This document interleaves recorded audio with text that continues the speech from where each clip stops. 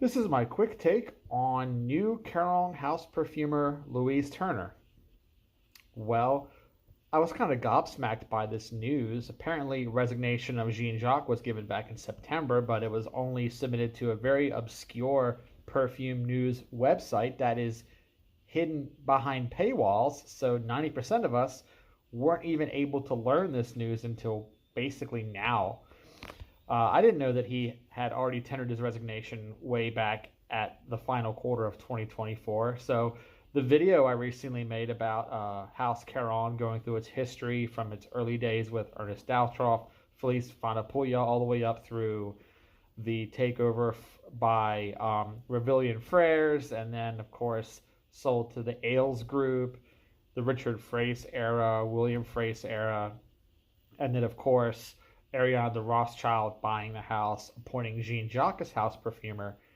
And the future was looking pretty bright with him since all of his more recent fragrances for Parfums Caron were pretty good. Now, I know people are unhappy with reformulations, but let's be honest here. People are always unhappy with reformulations. There's just no pleasing vintage snobs. So we'll just move on and look at the newer things he was doing, and they were all fairly solid.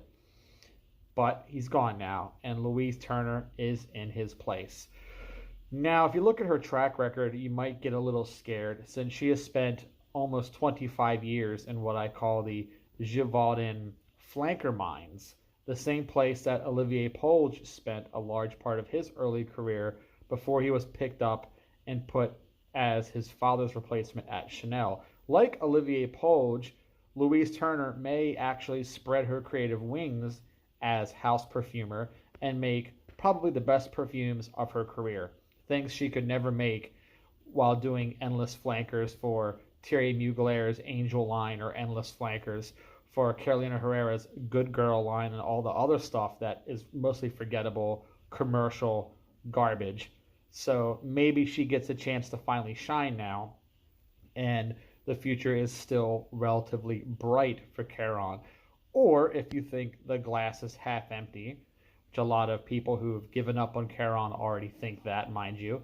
But the flip side of the coin is she could keep this commercial sensibility that she has had during her time with Gévaudan, and then suddenly Caron becomes a complete clown show and ends up collapsing under the weight of its own hubris, releasing all this dreck that nobody wants. But I doubt that Ariana de Rothschild's going to let her investment go that way.